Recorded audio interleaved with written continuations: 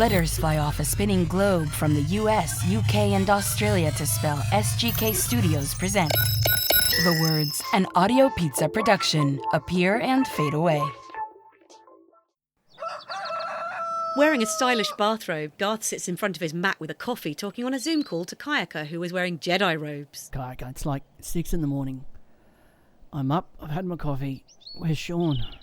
Who knows? Let me give him a call. The scene swipes left, revealing a tall, happy-looking gentleman dressed all in black in a hotel lobby at a mobility tech demo. It's Sean! Hello? What? Well, that's now, is it? I'm just in the middle of a glide demo. Yeah. Kayaker, calm down. Tell Garth I'll be there ASAP. Damn it, I've got to get to the shed. I am supposed to be testing out this thing. Sean glances right and left innocently, grabs the glide unit, Yoink! and dashes towards the door.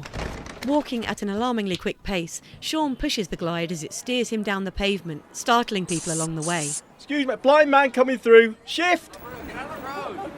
Come on, Glide, let's test these speakers out. Play my playlist. Siri, call Kayaker. Hello, mate. I'm on my way. I think I'm in the lead. Kayaker rolls his eyes. No, you're the only one out there, so technically last place. Shut up. I've got to save the tyres. What for? I don't know. It's just what people say. Sean flies by a toddler and the rush of air knocks his ice cream off his cone and he starts to cry. The glide steers Sean through a farmer's market and a startled merchant spills his load of melons onto the path as Sean navigates around every rolling watermelon. Okay, bring it home. Sean zips into his garden and heads towards his shed and opens the shed door with a triumphant grin on his face. Yeah! Glide, baby!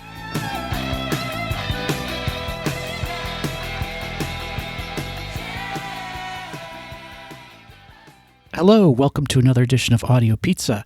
Coming up on this episode, we're talking all things WWDC. Yes, it's Audio Pizza, baby.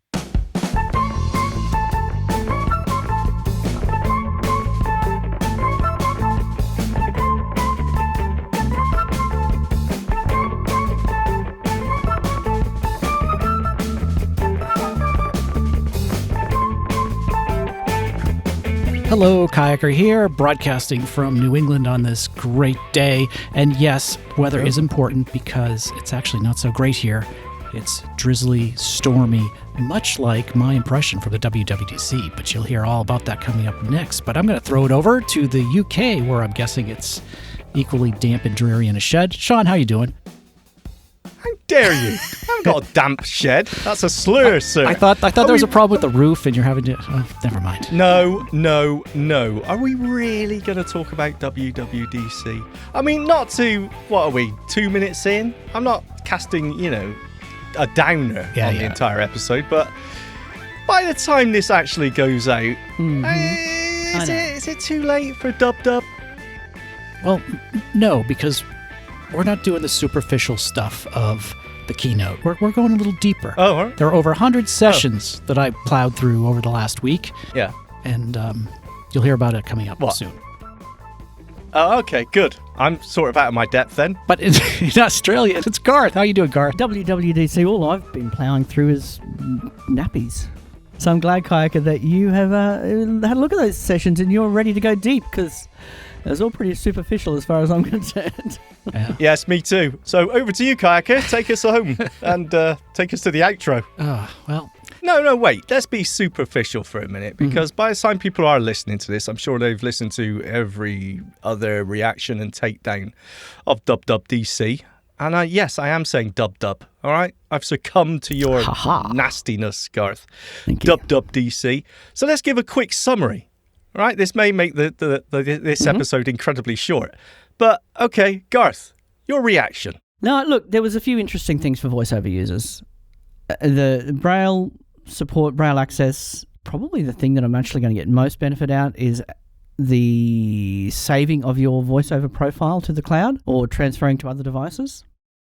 That's pretty cool. Yes. When you say other devices, is that just to iPhone, or can you do that to iPad? And I don't know if you can go in between. I would assume that you can also migrate your settings between iOS to iPad. How about Mac? That can't be true. I Because wouldn't they're think you could do it different from the settings. Mac. No. But I don't know. I Okay. haven't looked into this yet. What I found particularly cool about that, so you can save your voiceover settings, and also you can reset your voiceover settings. Yes. So, like you can reset the network settings if you're having connection issues. But now you can reset your voiceover settings back to default, out of the box, which is nice, right? If you're having some issues, your verbosity's gone all weird or whatever it may be, just reset your voiceover settings. But what I find really interesting about the being able to transfer your voiceover settings to another device was the way that you can do it by just bringing two devices close together and just share voiceover settings. I mean, that's the Apple magic right there.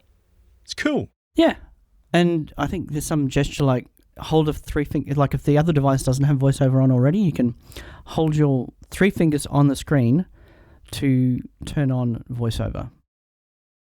If there is a prompt coming up, like that other device will get a prompt to say, do you want to import this accessibility thing? And you just hold 3 fingers on the screen and zoom, you can use their phone. Now, very cool. Why you can't just ask Siri to turn on voiceover anyway, I don't know. But hey, it's there.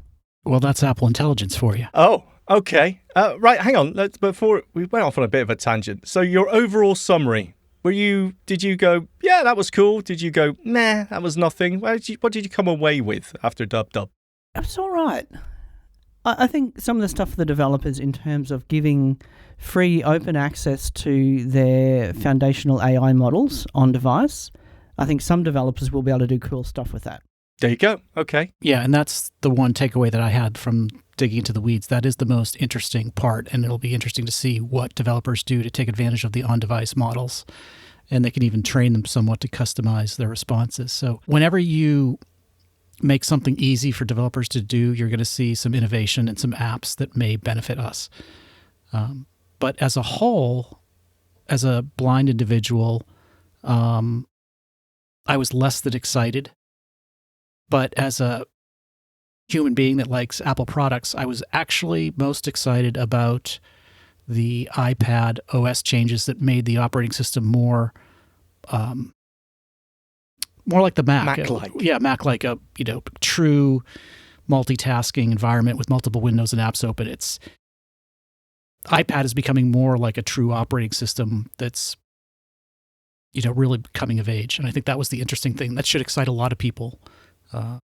Was that your highlight of the yes, show? But that was as a human being, not a blind human being. So, yeah, it's not going to affect me that much. But Okay. I was excited to see that finally happen. So. Oh, look, finally, yeah. And a few things that came with that, which they often do this. They'll say, here's all the new iPad features. Well, half of them are on iOS as well, but they didn't mention it under iOS. So the audio routing stuff that you can now do, like, much better control over audio routing. Per app as well. Yeah. A lot of that seems to be on iOS as well, on your phone as well. The preview app, we're supposed to be able to accessibly do signatures on PDFs now. Things like that, fill out PDFs more accessibly than they were handled previously in the preview app. That sounds so exciting, except I've never, ever done that. Have you not had to do that? No. I've got one, Have you? actually. Well, yes, absolutely. And I've got one at the moment that I have to get around to doing. It's like print it out and, sign it and scan it and send it back to us. Blah, blah, blah. Oh, yeah, I've got to do that. On my recent, I've had to fill out a pet insurance claim form, actually. Exactly that. I've got one printed out and pinned on my thing. I need to scan it and sign it, send it back. Well, you should be able to do all of that on your phone, accessibly now. Well, really? As of iOS 26, yeah. On macOS, enhanced voiceover screen sharing support. So remote access to another machine, you can have voiceover not even showing on the other computer. Yes. That, just to give tech support to your mother or your whoever, could be very cool. Without freaking them out with voiceover shouting out on their side, right? Exactly. Yeah. You can even turn off things like the voiceover cursor and whatever else. So, yeah, it just makes it a nicer experience for us and them. Yeah. If you're giving remote assistance. What did you think, Sean? Yeah, it was all right. No, I did, like every single WWDC, right? As I was watching it, I was a little bit, okay, whatever. Obviously, we were all waiting for the AI, right? Let's hear about Siri. But actually, the liquid glass, I did feel disconnected. As you said, Kayaker, as a blind human being, I did feel a little bit disconnected from a lot of it about the design language used throughout the various OSs. But as they went through each OS, I've got to say, there was at least one thing in there that I thought, that is cool. And it usually had something to do with Apple Intelligence. Let's give a quick potted summary of the features. With the iOS, I thought the hold assist and call screening was very cool. The amount of times I'm on hold and you're there for an hour. I mean, the amount of times I flick to that call duration element to get focus on. Oh my God, I've been here for an hour. So the abilities for AI to take over that and just bring you back when someone actually picks up your call, I thought was really cool. On the Apple Watch, I thought the workout buddy, very cool. I'm not, obviously I'm not going to use it, but for people who are into their fitness, getting that information presented in that way, like a personal trainer, that informal way, and also sort of, doing the Spotify auto DJ thing as well at the same time, I thought that was very cool as well. iPad, as you mentioned, I thought that the macOS things slightly confused me, but I can totally understand why they are needed, especially the Files app becoming so much more like Finder. If you want to use the power of an iPad Pro, for example, you've got to be able to quickly access and, get open and export and import those files. You just need to. And I think that needed to happen. So I thought that was cool. Mac OS, the Spotlight enhancements, I thought were amazing. Yeah. I want those for Windows. Being able to do quick commands such as typing just the letters SM, I believe that's for a short message or whatever it was. Send a message. In Spotlight. Sorry?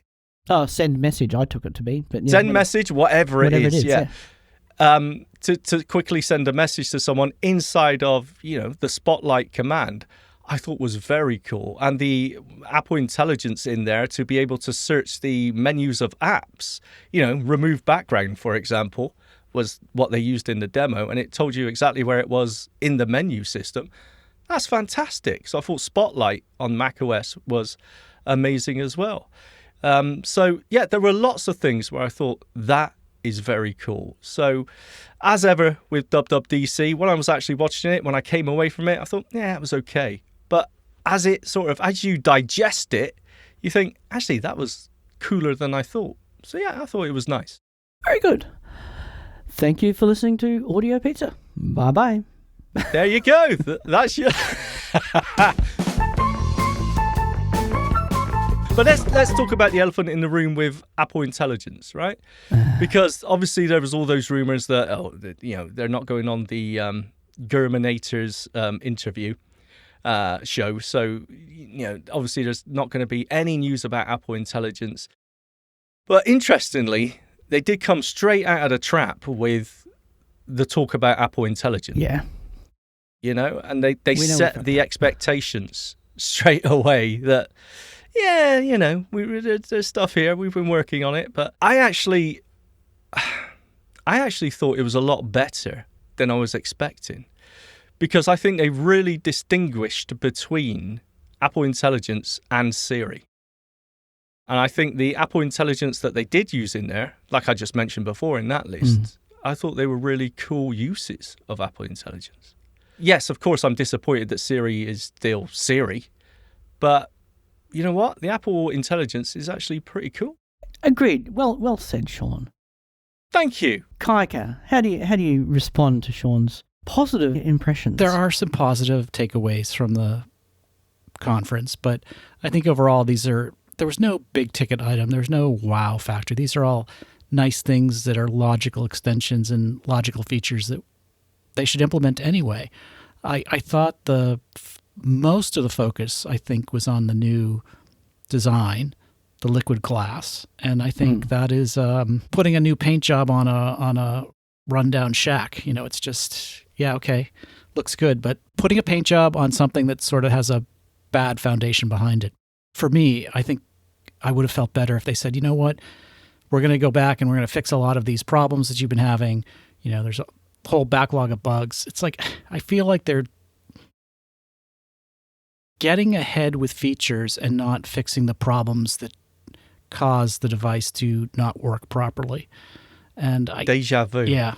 It's just... I'm getting deja vu here. This is the same as you said in the Global Accessibility Awareness Day. Yeah, just fix the bugs, Apple. Fix the bugs. Yes. They're not going to fix the bugs. No new features. Just get what's... And this goes to the sighted community as well. I'm sure there are plenty of bugs out there that everyone else is experiencing that haven't been fixed or that are recurring problems. But I think it affects us more than anyone else. At least that's my opinion. I just see more and more bugs coming out with VoiceOver and the accessibility features. And are you saying they should have just come out and said, "Hey, we're concentrating on VoiceOver bugs for this WWDC developers"? They did it with Leopard to Snow Leopard. Leopard, there's very little feature introduction with Snow Leopard way back in the day. And they just said, we're going to make Leopard work the way it's supposed to work, become more efficient, clean stuff up. And I still think Snow Leopard was one of the best Mac OSs out there. And it's gone downhill. I think it's time to do that, time to renovate, time to renovate. Don't just don't put new... Time to rebuild, I would say. You can renovate the kitchen, or you can just put some, veneer on the existing cabinets. The cabinets are still bad. Cabinets are still dated. Rip them out, put in brand new stuff. But these cabinets and veneer is now transparent. Ooh, that's cool. Yeah. I don't want to give tacit agreement to the fact that it's just completely full of bugs and nothing's ever getting fixed. So I don't actually think that's true. But that aside, also a new interface like the liquid glass thing, it means nothing to me personally. I can't see it at all, don't care, whatever. But I would say that the UI, how iOS is, visually usable by other people, that stuff is important stuff. That changes how we interact with the phone, how people are going to interact with the phone. Our equivalent, and look, on some of these WhatsApp groups with people who are on the beta, what's the first thing they ask about? What's the voices like? They want to know, how much they can customize the voices, because that's our UI. That's like, I couldn't care less about what voice I'm on, and I care a bit, but it's not that important to me. But it seems super important to a lot of blind people as to what the voices, if there's anything new, any new changes with the voices and how they can be customized. In some respect, that's the same as the screen for sighted people. UX is super important stuff. So I don't know that making a radical change to that, which is consistent across platforms, should be summarized as just putting, a new paint job on a piece of crap. Because I don't think that's the case. It's hard for me to judge because I really can't see the interface. But are we talking rounded rectangles? Excuse me. What? Did you just pour the blind card on two other blind men? Did he just do that, Garth? It did, didn't it? Yeah. I don't know if you noticed, but I'm disabled. Yes, join the club. I guess what I'm saying is that I'm not sure how much of a interface change the liquid glass is actually going to cause compared to a normal button. A button is a button. An app icon is an app icon. It just looks different on the screen. You can read through it to see content underneath. As I understand it, it's just sort of more bells and whistles to make it look cool. It's a visual look cool.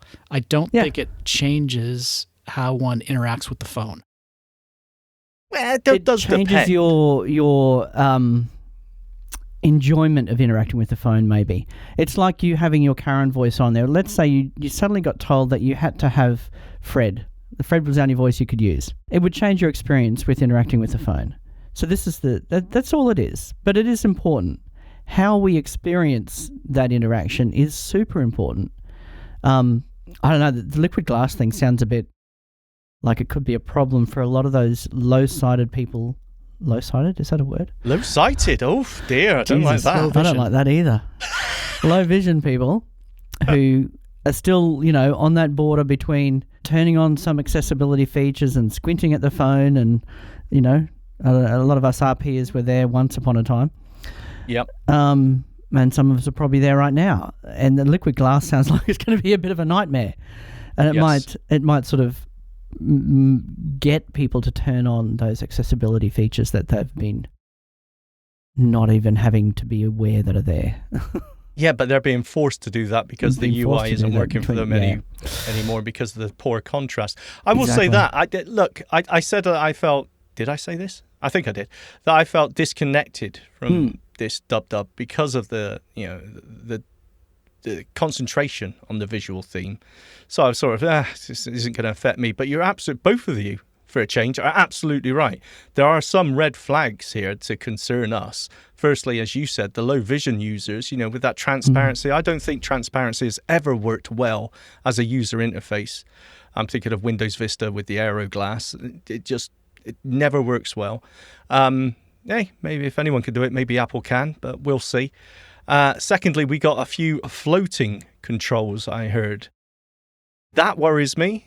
How VoiceOver is going to handle accessing those, positioning, I don't know. I'm sure it'll be fine, but still, just a slight concern there. Yeah, it does web dialogue so well. I don't know why you're worried, Sean. Yeah, well, okay. Yeah, yes. Well, that's exactly the point, right? And also, I hear, the tab bars that we're so used to and love so much. I heard people talking about them as being now dynamic and they change depending on the context. Obviously, anytime I hear change, I get worried. I don't like change, but hopefully, the other thing with this, of course, is Apple. There is that trust that they will think about the accessibility of that. But that's not to say I still don't have concerns over liquid glass, over a change of interface. No, yeah. Well, I think we're all still trying to get over iOS 7. Where yes, the VoiceOver was so rock stable before that, and after it's never been quite the same. Yeah.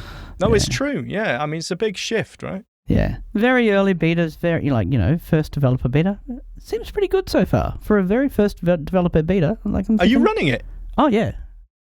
Oh, okay. Any showstoppers? Nope. Anything? Biggest showstopper for me was the Files app. If you're in list view, which is what I defaulted to, it doesn't really read out any of your files. Like the names of the files and folders in the list doesn't read out. But if you swap to icons, that's working fine. So it's just and that's a nothing kind of bug in that it will be fixed. It's a developer, beta 1. What's the matter with you? Stop complaining. I'm not complaining. That's what I mean. I know. It's been great. Yeah. Yeah. We should say, I personally wouldn't recommend installing the developer beta. Just saying. No, it's probably not the smartest thing to do. Not on your primary device that you need every day. But if you got an extra iPad or an old iPhone, go for it and it runs it. Yeah. Or just wait. It's fine. You can just wait. Oh, God, public beta I like or even to the playing official. with the new stuff. Of course you do. It's fine. If you've got a second iPhone. What's the worst thing that could happen? My phone's not are you usable installing for it a on while. your Macs? No, hell no. That's the worst that could that's happen. That's the okay. hard no part, actually. Even though my phone is way more important to me than the Mac, I very rarely run betas on my Mac. So there's the superficial overview of WWDC that I'm sure everyone's heard 1,000 times before already. But Kayaker has dove deep. Dove, is that a word? Dived? Divin. Anyway, Kayaker has really researched all those extra sessions, the state of the platform or whatever it's called, and the sessions that go on after that keynote, and trawled through and got all the golden nuggets of accessibility, I'm sure. Kayaker, take us deeper into WWDC. Well, I wish I could. Well, I can. Good night. All right. Thank you. No. So there are over 100 sessions that Apple puts out on various things like design, Swift, programming languages, the Metal, architectural stuff, UI components, accessibility, everything. So this year, Apple gave or I should say Apple posted 4 sessions focused on accessibility. There was one titled Customize Your App for Assistive Access. There's another one on evaluating your app for accessibility nutrition labels. There's another one on making your Mac app more accessible to everyone. And then the last one was Principles of Accessible Design. So those were the 4 new accessibility sessions that are available that you can go watch. And for the first time, I felt that the content of those sessions was pretty weak. In the past, they've done some really great in-depth sessions, but a lot of the stuff was very superficial to some extent, sort of a scripted back and forth, low quality, didn't really go into a lot of detail about stuff. I came away with a disappointed feeling. It's like, really, this is what you're going to do? And it was just so hokey. And I got a little sad with what came out this year compared to some of the other sessions in years past. Now, there are some great sessions from prior years that go into, how to work with VoiceOver specifically and making, labeling buttons and what goes wrong with all the normal controls. Great sessions. And I've recommended those to developers that hit bugs. But there was nothing in this one that really satisfied my need, that they really gave a real good positive boost in pushing the accessibility agenda. But as far as some of the features that go into the nuts and bolts, I think Garth mentioned it before. It's the exposure of some of the on-device learning models that you can access from your app that seem to have the most potential, because that'll allow developers to do some customizable machine learning models on device without having to go off to a paid service or risk going off to ChatGPT or Gemini or something like that to get data. They can do it locally and customize it specifically for your app. And some of the guardrails that might be placed up for a blind user for gathering information could be ignored on device. And it lends itself to opportunities where you might actually be able to get the information that you need. But that will depend on developers taking advantage of the features that Apple's exposing and making available within their app. So that's probably the only thing that I'm like, this has the potential to help the community if developers take advantage of it. And we'll see what happens in the next year or so as people take advantage of the access to the models on device. Yeah, I think you've pretty much covered it, Kaika. As I said earlier, I think that the key thing for developers is the access that's being given. But what it really comes down to now is how is it used? Are people, are developers going to pick that up? But we've already seen a little bit of excitement in parts of the developer community that they've got this free open access that they can customize, as you say, customize the guardrails. It's potentially very cool. But these things are always, you got to see what's made of them. Right. Yeah, see what the developers do with the new APIs. I was wondering, could we see a new third-party voice assistant? No, Yeah, well, Siri started life as third-party, right? Within an app, I don't know how much one app can talk to another app. I guess you can ask permissions to check messages and things like that. Yeah, I don't know. Yeah. What power they would have. I just want Siri to be able to, open an app, make a call, send an email, send a text. Just those basic ones would be fine. What do you really, mean? shouldn't need AI. I'm sorry, but I'm still having so many issues. I don't even bother trying to ask Siri to call someone anymore. Yeah, because it just That's does a the one Google thing that search. it works really well at, isn't it? it's getting not worse. for me. Yeah. No, even opening apps sometimes. I mean, okay, 8 out of 10 times it'll work, but even that, it's a lot harder than it should be. I've just given that was up. the bit it could actually do. One of the things I usually tell Shlomo to do is call mom at home. And what this happened within the last 2 weeks, it said, okay, calling something restaurant in Arkansas. I'm like, what? Where the hell did you come up with this? Yeah. It's Yeah, like it forget was that. dialing a restaurant in Arkansas, but fortunately the line no longer was in service. So like, what the heck? it's like, where did it come on? Yeah. I get that quite a lot as well. Call this, and it finds not in my contacts, just call this company or whatever, and it says this number is incorrect or you've dialed incorrectly. I don't blame Siri for that. I blame, it's just not updated on the internet, or the number's been whatever. That's absolutely fine. But to get the entire context of what I'm asking wrong and do a Google search, it's like when Windows does a Bing search when I'm typing something in the start menu. It's like, come on, you know what I'm looking for here. This is ridiculous. You know what? It's funny because I came out saying my reaction to Dub was, it's all right, it's pretty cool. But, I've got a Pixel 8 Pro here with Android 16 running Gemini.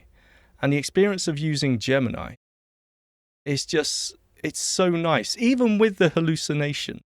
Yeah. It just feels like, going back to your, the user interface experience, it's exactly that for the voice assistant. And when I'm using Siri, I just feel like I'm fighting with it. I'm battling. I don't know if it's just because I'm biased now. I'm expecting it to get it wrong. When I'm using something like Gemini, it just feels nice. It feels like I'm having a conversation, like I'm in control of it, even when it gets things wrong.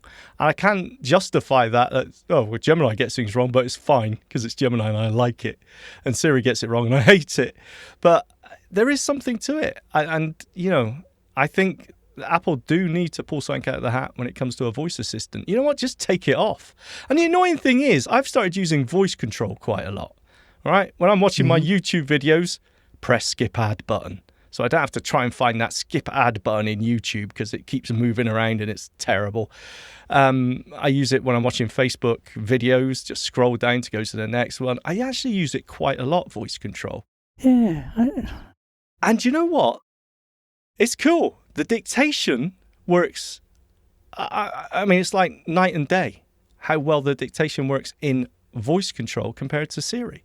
Now, why would that be? It's got to be using the same engine at its core. I do not thought so. No, I don't think so. I think you'll notice that there's different versions of Siri dictation on all the different iOS versions. If you go back to like an iPhone 4 or 6S or 12 and do dictation on an older operating system, it's different. And I think what happened is that this is what I've heard, if you say something to Siri dictation, it will fill it in, and then it goes back and applies AI to what it thinks you said rather than what you actually did say. So it gets it right the first time, and then it will stick in stuff that it thinks you meant to say. And I find that a lot. If I use a command like, have you got a second? It might say, that doesn't have a subject. It's like, do you have, it might stick in like, we have a second, or it'll stick in some random subject verb like I or we. Just because it thinks that that's how sentences should be formed. And it's almost doing a grammar check. Yeah, it's doing a grammar check without your permission and trying to extrapolate what you mean rather than what you actually said. If it stuck to what you said, I think it would get it right a lot more. And I think that has changed in the last couple years. Maybe that is the difference. Yeah. I have the opposite problem with the grammar thing. There's one that really gives me the irrits. I'll say something like, do you want to come over for dinner? And it will change want to, which I've clearly articulated in my Australian accent, to W-A-N-N-A. Yeah, do you wanna? Oh, it's making you sound cool. Yeah. No. Wanna? Does it add dude at the end? Mate, it's Australian. So. I hate it. Oh, yeah. I hate it Bruce so or much. Sheila. Yeah, I don't know what it is. I just noticed that the other day because I say I use voice control a lot. It doesn't come with its pitfalls, let me tell you, especially as using a voiceover. It will jump around a bit thinking it's heard something that you haven't said, but voiceover has said, or the video you're watching has said. One of the main pitfalls is that as soon as you jump into an edit field, it's basically auto-dictating. Whatever you say next is typed. Unless you say stop listening before that, and then you can just use your normal dictation or whatever. So it doesn't come, I won't say to everyone, oh, you just turn it on, it's great. As voiceover users, there is things you need to think about with that. Yeah, I just find the dictation in voice control just so much better than when I'm using Siri or even the dictation in the keyboard, which just I couldn't understand. So you'd go into your accessibility settings and turn it on, and then is there any customization you need to do as a voiceover user, or what's the... No. Give us a... No, well, 101. I say 101. Okay, so voice control isn't obviously an accessibility feature aimed at us as screen reader users. It's more for people who have trouble, interacting with the touchscreen, of course. But you can use it with voiceover, and there are actual specific voiceover commands in there. Voiceover activate, voiceover select first item, voiceover select last item, and others as well. Speak all, I can't remember what else there is. And it does work well. Now, look, I use it mainly, as I mentioned before, for pressing those buttons that are a bit of a pain to navigate to. In the case of YouTube, the skip ad button that comes up tends to just shift position now and again. I'm sure it's exactly for that reason, so you don't just, or someone doesn't create something that just automatically clicks on it as soon as it comes up. But yeah, so being able just to say press whatever. And that's another cool thing. I can say something like open Facebook, press notifications, or tap notifications. And how I've been using it with you lot is in the iMessage app. Because I absolutely hate the audio function in iMessage now. It's just, go to apps, then find the audio button. And then that's fine. It's not too much of a hassle. But The stop if button. you don't turn voiceover off, trying to find that stop button is a pain. And if you don't turn voiceover off, it shouts so loud over your audio message. Yep. So I just turn voiceover off and I just say press apps, press audio, and then it's recording, and then press stop, and then press send, and it's done. So it's very cool. It's almost like a shortcut for me. It's not an accessibility feature that I'm relying on. I got to make that clear. Yeah. But if you know the name of a button on the screen, it'll find that button for you. Yeah, exactly. Yeah. Exactly right. God, now, look, for swiping left and right, for going through, for example, the command to move through, voiceover swipe left or right to move to next or previous item is voiceover select next item. Or voiceover select previous item.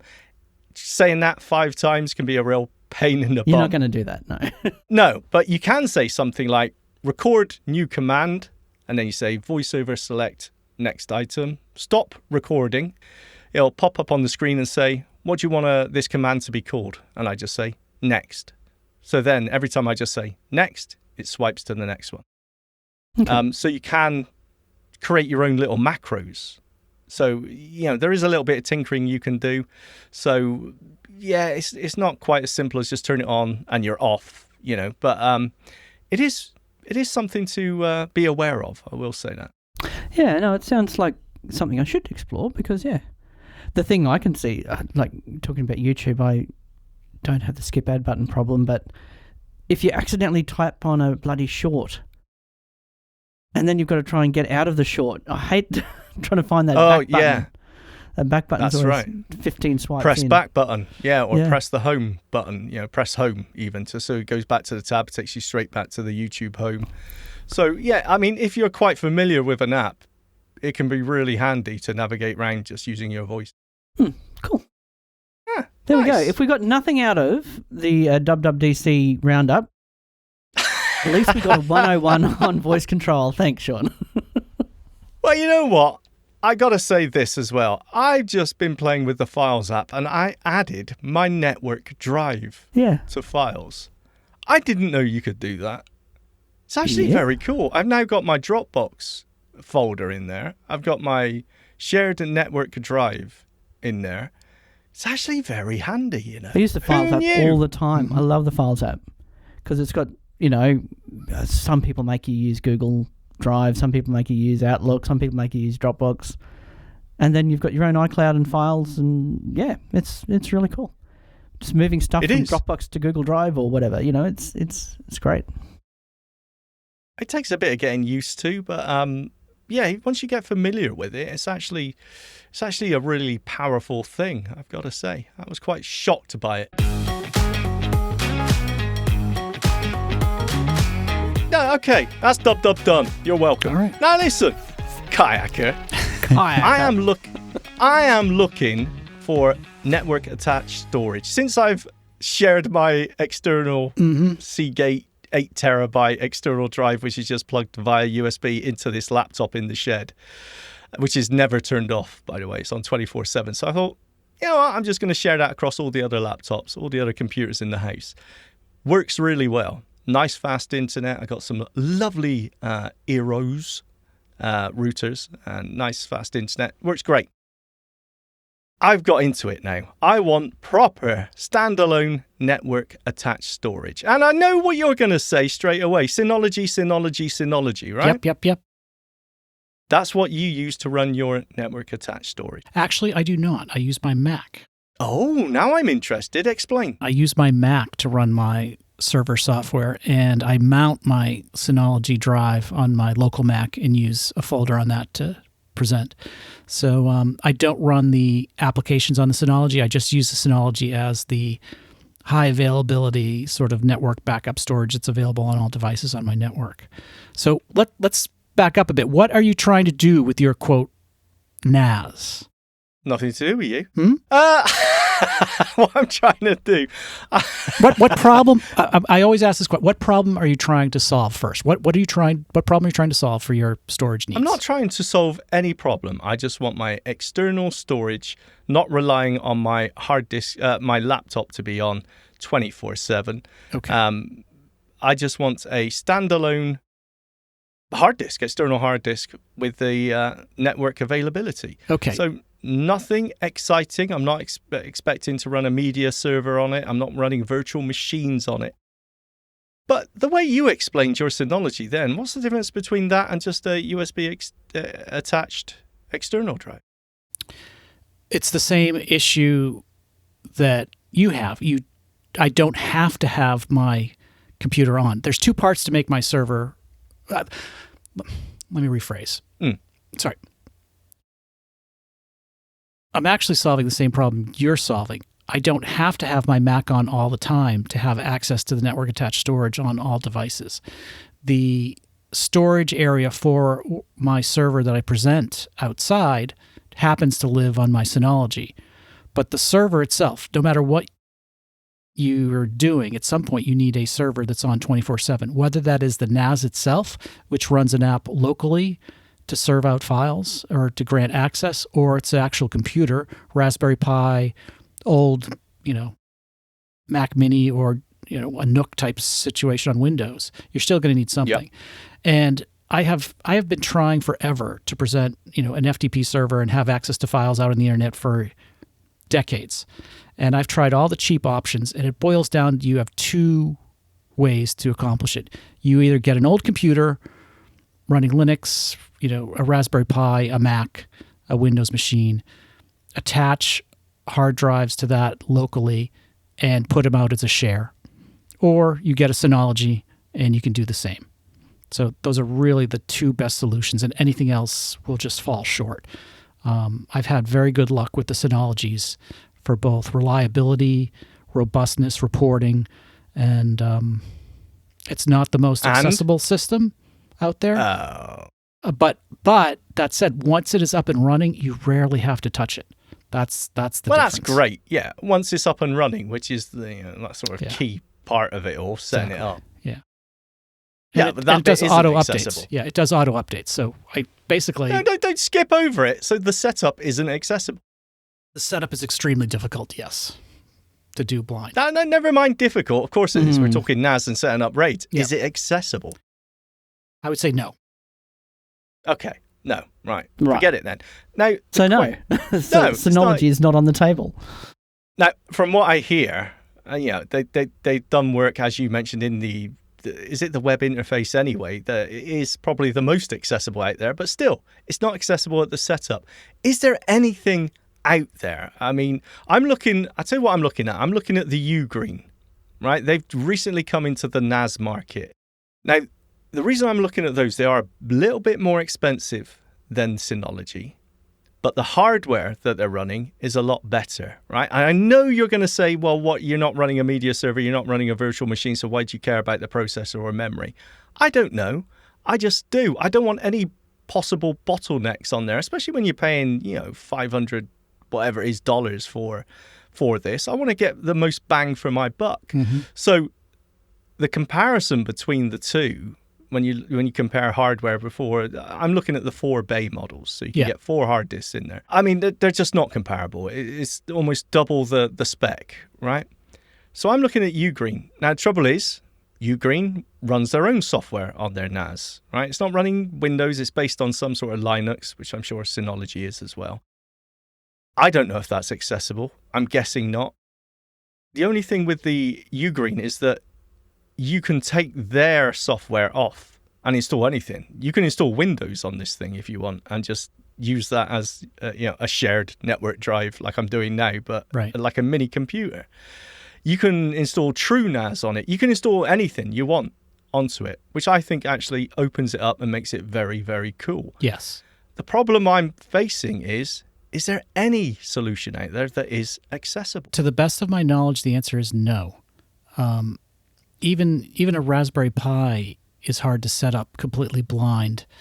It can be done. You can download the there is a version of the OS that you could download an image that has like the screen reader built in, and you can boot from that. But I have found that most advanced networking hardware out there usually has a snag at some point where you got to have some sort of sighted help or have someone help you with the screen.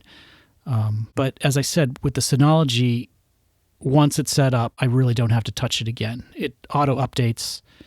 It sends me email if there's a hard drive problem. I'm sorry. Look, I get that. So why, at this point, listening to you two, yes, why are you not just getting an old Mac or an old Windows machine and using that? That's at this point, that's what I would recommend. But then you have, then that machine has to be on all the time, and you got to worry about software updates and whether it's powered. But yes, at this point, that's why I said I'd recommend 2 things: get an old computer, Mac, PC, Raspberry Pi, and attach local storage to it and expose it as a server. That works really well. What about RAID support? That you have to go with a third-party solution or use a soft RAID solution or get a RAID controller on your PC, depending on what you can do, or in a Linux box. So there are options for RAID. Accessible options? Yes, accessible options. Yes. Okay, so here's the other thing that I have. I have a Mac server locally, which has 2 4-bay RAID machines that are set up with Apple Soft RAID through Disk Utility. So those are 4-bay USB-C enclosures that are set up as basically just a bunch of disks. So you stick in the 4 drives, they show up as 4 drives on the Mac OS. You go into Disk Utility and you can configure them as RAID 0, 1. What's the one that's... It's usually 1, 5, mirrored. 10. Yeah, 5 is not the one I'm thinking, but it's striped and mirrored. So maybe that's 10. So basically, you can go for speed or redundancy. So mirrored is the option I have. So I also pooled 2 of the disks together. So you can take 2 hard drives and say, present this as a single volume, and that helps you if there's a hard drive failure, because basically it's kind of all the data is on one drive or the other. And if one drive goes, you have less to back up. But then those 2 hard drives are then mirrored on another set. So I have it set up like that. So I've pooled multiple drives to form a virtual volume. And it presents as... far too techie. It does. So it displays... The bottom line is I got one honking big hard drive on my Mac desktop that consists of several physical drives, and it is mirrored as well. And you can do all that through Disk Utility. I just find it, as soon as you start talking about network attached storage, everyone says Synology, right? In our world, when it comes to accessibility, people still say Synology is your only option, right? Yeah. But as you said, the initial setup isn't isn't accessible. I don't find that really acceptable. And you saying that it auto updates and it sends you emails when something goes wrong, don't they all? I mean, once you set up any NAS, it should be set and forget pretty much. It's when you want to go back in and tinker, or you do lose a drive and, maybe you want to, I don't know, whatever you need to do to reconfigure or get your recompile, get it back. I don't know what the phrase is. Yeah. I don't know. I just think this immediate jumping onto Synology is the answer. I don't actually think that's true. This is from someone who's never used one, has no idea about network as that storage, but it's just in the research I've done. It's just, Synology accessible. Is it? As I said, I would say no, but there's no other option out there. So So Synology isn't the answer is what I'm saying. You could go with anything. Then there's no answer because you're going to run into problems with every solution out there. Setup. Yeah. Yeah. At least.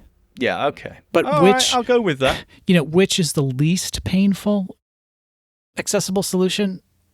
I haven't tried them all, but Synology is painful. I can get information from the web interface.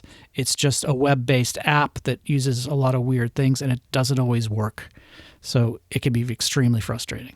Extremely frustrating. Yeah, we're used to that anyway, right? But I'll tell you what that's else why Be My Eyes is out there and screen sharing and all that stuff. So you have options to help you with that. So yeah, I have. Which means they're all open. Ugreen has no disadvantages over Synology if we're going to use other tools to make it accessible. I will say that I currently own 4 Synology systems, 2 4-bays and 2 2-bays. And they run like tanks. And I've had relatively easy problem resolutions when I've hit a snag. So. I like how you're choosing your words very carefully. What's with this undying defense? I haven't had a true catastrophic failure with my Synologies yet, so I can't say. And just some pretend catastrophic failure. Well, I've had a drive fail on my Synology, and replacing it was easy. It rebuilt, and everything came back nicely. So yeah, I've had those rebuilt. types of. That's the word I was looking for. Yeah. Thank you. So. Thanks for helping me out at the time. Just leaving me drowning in. Look, I'm getting bored. Come on. Okay, so we should move on. But there is not much to move on because we've talked about the WWDC and we're done. Let's move on to the end. Sean's private help for network attached storage. I do need help. Seriously, if any listeners out there who are into their Nazis, then if you have any more experience, if you tried the Ugreen and maybe it is accessible, I have no experience, maybe perfectly accessible. It may be the answer. I don't know. I'm just assuming it isn't. But if you do have any opinion to give or information, please let us know. It'd be great. Email at the end of the show in about 2 seconds, I think. But Sean, as I said, I use DAS, direct attached storage now to a Mac, and that's what I'm using for most of my primary storage. Well, you're wrong, aren't you? That's terrible. You got, what did you say? 1 4-bay, 2 2-bays. Are you running the dark web? 2 4-bays. What information are you using with all that storage? Wouldn't you like to? Okay, there's your answer. Oh, that was creepy. No, I'm just kidding. You see, I internet all traffic from China, and then I have to store it and process it and send reports to the government. You know Trump's listening. See you in El Salvador.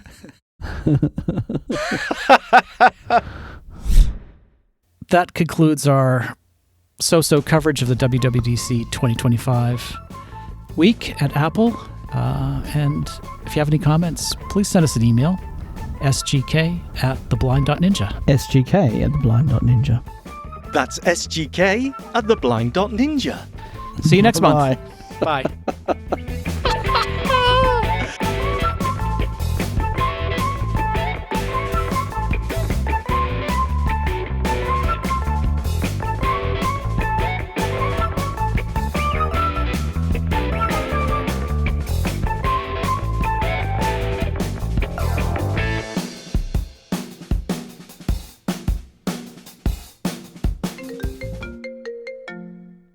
Hello.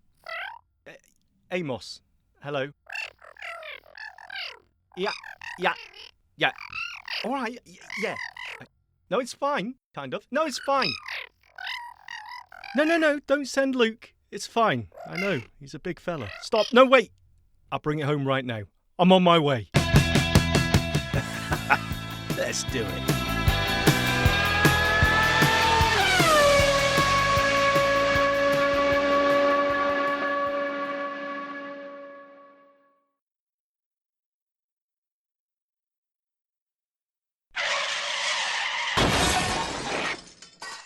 Oops.